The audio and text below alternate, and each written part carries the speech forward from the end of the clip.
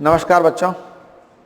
हम मौसम और जलवायु के बारे में सुन रहे थे, मैं आपको बता रहा था। और इसके अंदर मौसम की परिभाषा, मौसम क्या है ये आपने सुना, और जलवायु क्या है ये भी आपने सुना। और जलवायु और मौसम में मुख्य रूप से क्या अंतर है ये भी आपने देखा। और मैंने आपको ये बताया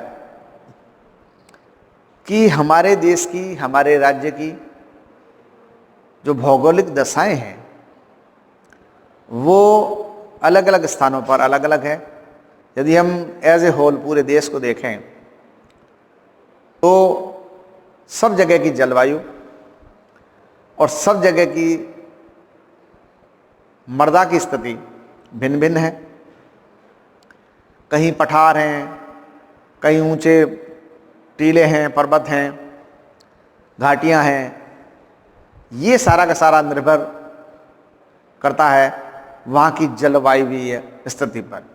और जलवायुवीय स्थिति यानी जलवायुवीय कारक में जो चीज़ें इसमें सम्मिलित है उसके बारे में मैं आपको पहली चीज़ आपको सौर ऊर्जा बताऊंगा। क्योंकि हमारे यहाँ पे अलग अलग स्थानों की धरातलीय स्थिति अलग अलग है, तो वहाँ पे ये जो कारक हैं इनका प्रभाव अलग अलग प्रकार से हमारे को दिखाई देता है या मिलता है। सौर ऊर्जा, सूर्य से पौधे सौर ऊर्जा को ग्रहण करते हैं और ग्रहण करके ये कार्बन का सौंगीकरण करते हैं और कार्बन का सौंगीकरण करते हैं और उसको अपनी स्वस्थ वृद्धि के लिए, जिसमें कायिक वृद्धि और जनन वृद्धि दोनों ही आती है, उसको काम में लेते हैं। फसल उत्पादन में सौर ऊर्जा का बहुत ज़्यादा महत्व है, क्योंकि यह पुष्पन को, यह बीज निर्माण को, ये बीज अंकुरण को, इन सब को अलग अलग परिस्थितियों में अलग अलग प्रकार से प्रभावित करती है। सौर ऊर्जा कैसे प्रभावित करेगी? एक तो प्रकाश की दिशा और दूसरा है वो है प्रकाश की गुणवत्ता, और तीसरा है वो है प्रकाश की तीव्रता, और चौथा है वो है प्रकाश की अवधि या लंबाई। ये तीन चीजें मुख्य रूप से हमारे को ध्यान में रखनी है। प्रकाश की दिशा, पौधे पर प्रकाश सीधा पड़ रहा है, पौधे पे प्रकाश यदि सीधी तरीके से नहीं पड़ रहा है, यह भी पौधे की स्वस्थ वृद्धि को प्रभावित करता है। प्रकाश संश्लेषण की क्रिया इससे प्रभावित होती है। प्रकाश संश्लेषण के दौरान यदि उसके अंदर कार्बन सौंगीकरण कम होता है, दिशा के आधार पे हम प्रकाश तापी या छाया रागी पौधे भी बनाते हैं।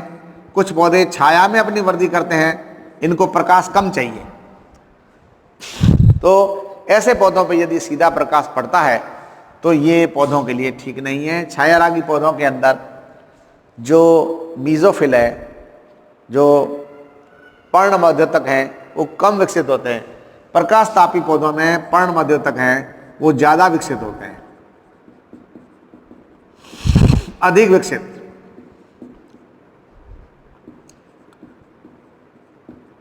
तो इसलिए प्रकाश की दिशा एक महत्वपूर्ण रोल प्ले करती है so far growth of the plant is concern.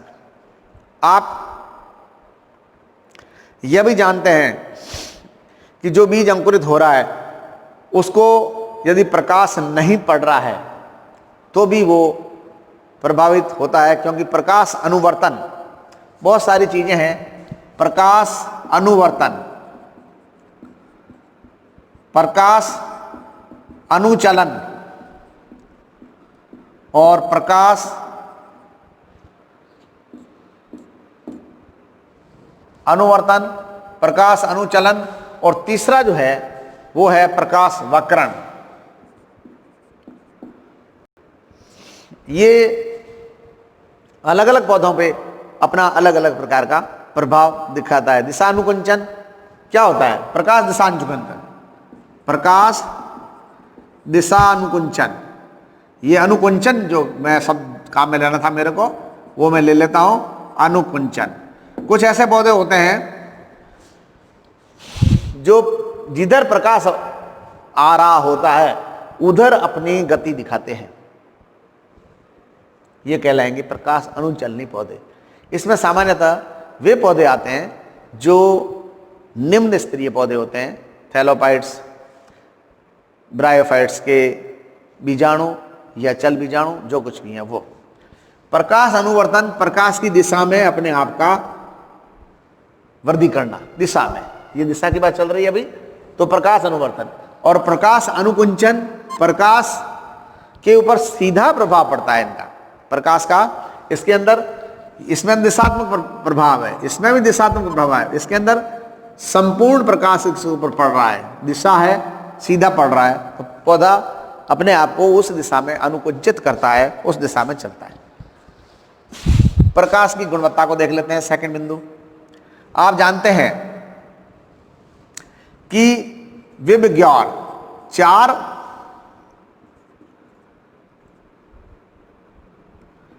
ये 1 2 3 4 5 6 और 7 क्या है? ये बेनिया पिनाला, बेनिया पिनाला, ये अलग अलग तरंग देने वाला प्रकाश सूर्य की किरणों में पाया जाता है। बैंगनी, नीला, आसमानी, हरा, पीला, नारंगी और लाल, इन सब की तरंग दैर्घ्य अलग अलग है और इस अलग अलग तरंग दैर्घ्य का पौधे पे बहुत ज़्यादा प्रभाव पड़ता है। बैंगनी प्रकाश में प्रकाश संश्लेषण की क्रिया ज़्यादा होती है, लाल प्रकाश में रेड पतन प्रभाव आपको आगे की क्लासों में सुनना पड़ेगा, प्रकाश संश्लेषण की दर गिरती है, बीच वालों में मध्यम रहती है। तो प्रकाश की गुणवत्ता यानी प्रकाश किस प्रकार का पौधे को मिल रहा है, देखिए, एक तो होता है अदृश्य प्रकाश, ये पौधे पर आता ही नहीं है। फिर होता है पराबैंगनी प्रकाश और फिर होता है दृश्य प्रकाश और फिर होता है अवरक्त प्रकाश। ये कहलाता है इंफ्रारेड, ये पौधे के लिए खराब है। अदृश्य प्रकाश नॉन विजिबल, ये पौधे को मिलता ही नहीं है। ये है अल्ट्रावायलेट, ये भी पौधे के लिए खराब माना जाता है। ये जो प्रकाश है, ये प्रकाश VIBGYOR वाला है, यह पौधे की ग्रोथ एंड डेवलपमेंट इसको प्रभावित करता है। तो इसलिए प्रकाश की गुणवत्ता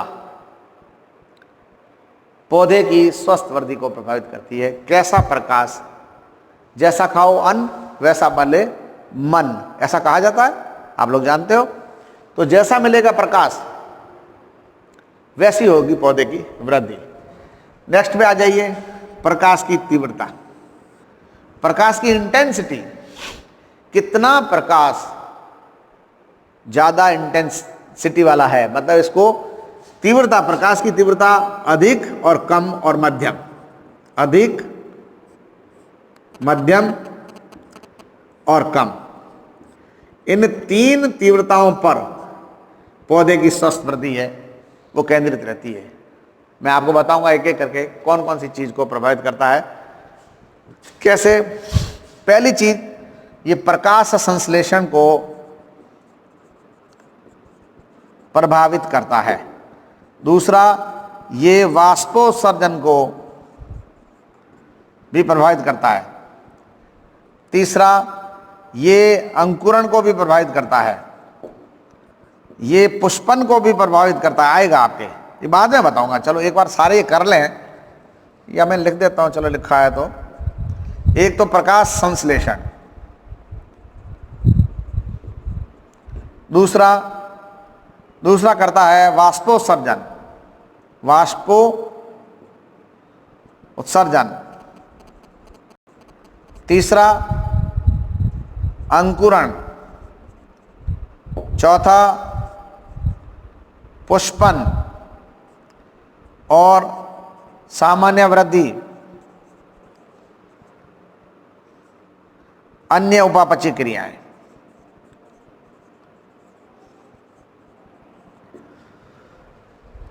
तो ये जो बिंदु मैंने लिखे हैं इस पर सौर ऊर्जा अपना इनडायरेक्ट या डायरेक्ट प्रभाव दर्शाती है। प्रकाश की अवधि और लंबाई को लेता हूं मैं। कितने समय तक पौधे पर प्रकाश पड़ता है, इस पर निर्भर करती है पौधे की पुष्पन। और प्रकाश की अवधि जैसे 24 घंटे की है, इसमें 12 घंटे प्रकाश और 12 घंटे छाया। ठीक है, तो ये पौधे हमने 3 भागों में बांटे हैं, 4 भागों में कर लेते हैं मैं। एक तो दीर्घ दीप्तिकालीन पौधे, दीर्घ दीप्तिकालीन पौधे, इन पौधों में प्रकाश चाहिए कितना? 12 घंटे से अधिक। कितना चाहिए? 12 घंटे से अधिक चाहिए। मान लो 14 घंटे चाहिए, तो छाया कितनी चाहिए? 10 घंटे। इस पौधे में छाया और प्रकाश का संतुलन यदि इस प्रकार से रहेगा कि उसको प्रकाश ज़्यादा मिलेगा, यानी 14 घंटे का प्रकाश उसको यदि है, उसकी क्रांतिक दशा से प्रकाश उसको ज़्यादा मिल रहा है, तो वो पुष्पित होगा। पुष्पन के लिए जरूरी है ये।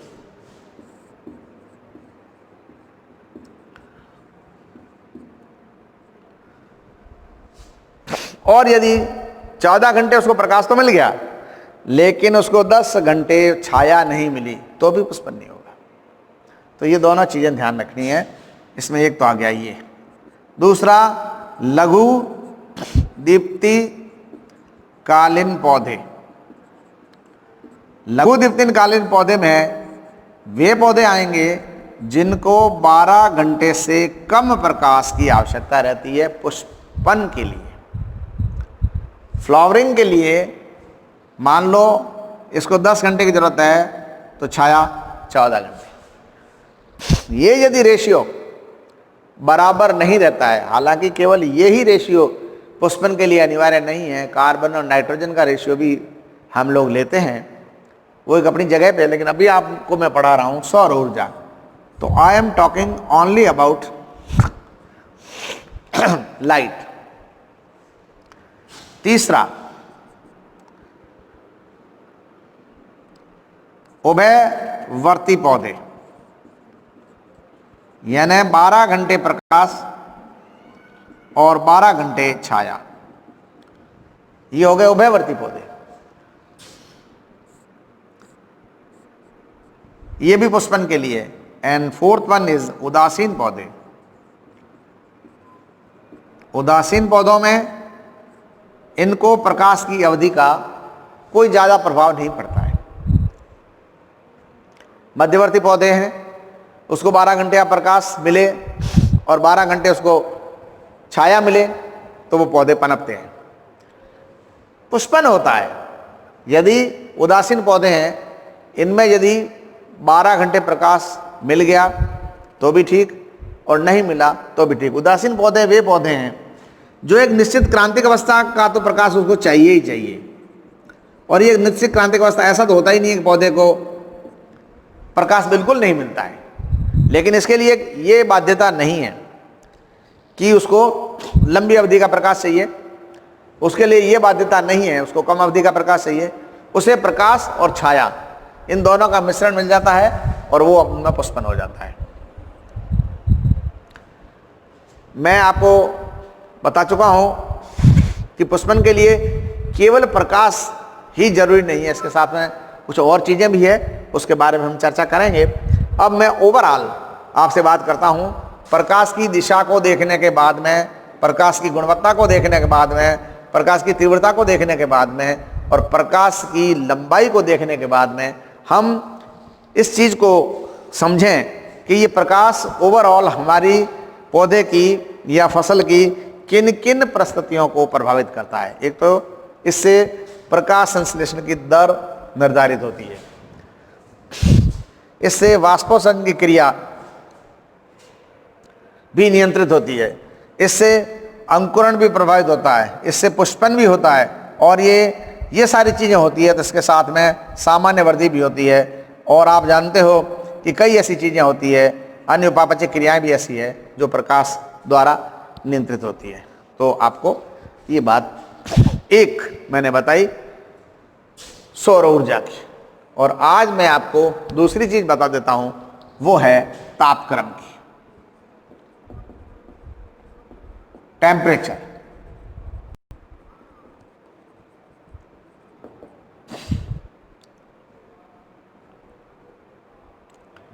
टेम्परेचर में आपको ये देखना है कि जितनी भी उपापचयी क्रियाएं हैं, उपापचयी क्रियाएं हैं, ये एंजाइम्स द्वारा प्रभावित होती है। एंजाइम्स,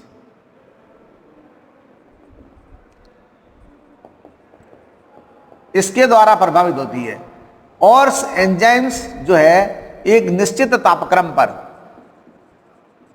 निश्चित तापक्रम पर, निश्चित पीएच पर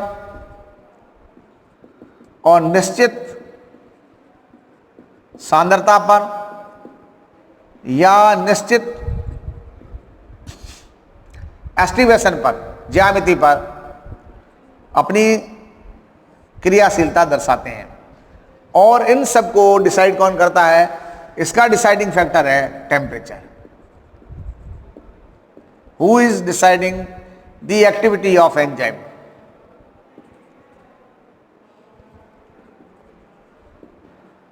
तो आपको मैं इसमें तीन चीजें बताना चाहता हूं। एक तो यह है कि न्यूनतम तापमान,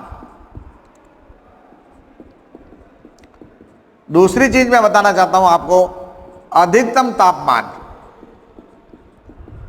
और तीसरी चीज मैं आपको बताना चाहता हूं अनुकूलतम तापमान। तीनों चीजें बेटा समझ लीजिए आप। न्यूनतम तापमान वह तापमान है जो एक निर्धारित तापमान से कम होता है। मान लीजिए मैं क्रांतिक की बात अभी थोड़ी देर पहले कर रहा था, प्रकाश के लिए भी, यहां भी मैं करूंगा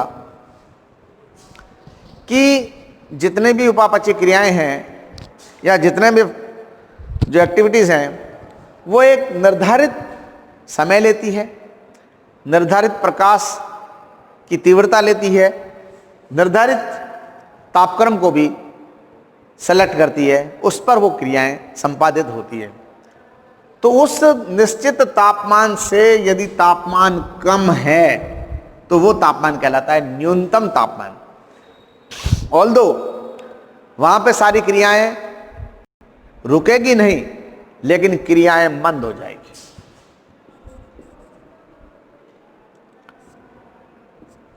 और अधिकतम तापमान, अधिकतम तापमान का मतलब होता है एक निर्धारित ताप, उसके बाद भी आप ताप बढ़ाते जाते हैं या वातावरणीय ताप उससे भी अधिक है, ऐसी दशा में भी जो गतिविधियां हैं वो प्रभावित होती है। मंद भी हो सकती है, पहले तीव्र हो सकती है, फिर मंद हो सकती है और फिर गिर सकती है। लेकिन ये तापमान वह तापमान है which is neither minimal nor maximal, it is optimal. Optimal temperature वो है जहां पे पौधा अपनी जितनी भी मेटाबॉलिक एक्टिविटीज है वो मेटाबॉलिक एक्टिविटीज सुचारू रूप से करता है। तो इसलिए हमारे पौधे की स्वस्थ वृद्धि के लिए बहुत ज़रूरी है कि उसको जो ऑप्टिमल टेम्परेचर की आवश्यकता रहती है वो ऑप्टिमल टेम्परेचर उसको अवेलेबल हो। क्या होता है, पौधे की सारी प्रकाश संश्लेषी क्रियाएं एंजाइम निर्धारित है। ओके, पौधे की सारी श्वसन क्रियाएं एंजाइम निर्धारित है।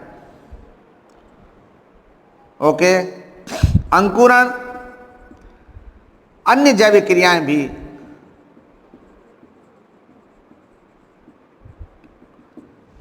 एंजाइम निर्धारित है।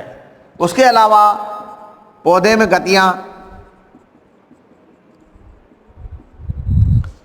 ये भी तापक्रम, ताप अनुचलनी, पौधे में गतियां, ताप अनुचलनी, अनुचलनी, ताप अनुवर्तनी, ताप अनुकुंचनी, ये सब है, ये होती है। उसके बाद में पुष्पन की क्रिया, जिसको हम बोलते हैं प्रदीप्ति काल, पुष्पन की क्रिया भी ताप द्वारा नियंत्रित होती है, पुष्पन की क्रिया भी होती है। इसके अलावा बाकी जो सारी क्रियाएं हैं जिसको मैंने अन्य जैविक क्रियाओं में ले लिया है वो भी ताप द्वारा निर्धारित है। इसलिए ये जो दो फैक्टर जो मैंने आज आपको सुनाए हैं वायुमंडलीय कारकों में, सौर ऊर्जा और तापक्रम, इसको आप देख लीजिए और नेक्स्ट टर्म पर मैं आपको बताऊंगा जल और वायु के बारे में। आप किताबें देख लीजिए, किताबें ले लीजिए। अभी आपकी 11वीं की क्लास रेगुलर यहाँ पे ऑफलाइन क्लास में बैठा के पढ़ाने वाली निर्धारित नहीं हुई है कि कब से होगी। जब से ये विधिवत क्लासें हो तब तक हम आपको ऑनलाइन लिटरेचर उपलब्ध करवा रहे हैं। आप हमारे साथ बने रहिए, इस लिटरेचर को प्राप्त करते रहिए और हमारी जो बताने की जो क्लास है उसको सुनते रहिए। आपको इसका बेनिफिट होगा, ये मैं समझ रहा हूँ। और किसी प्रकार की आपको इसमें कोई प्रॉब्लम आए तो आप हमारे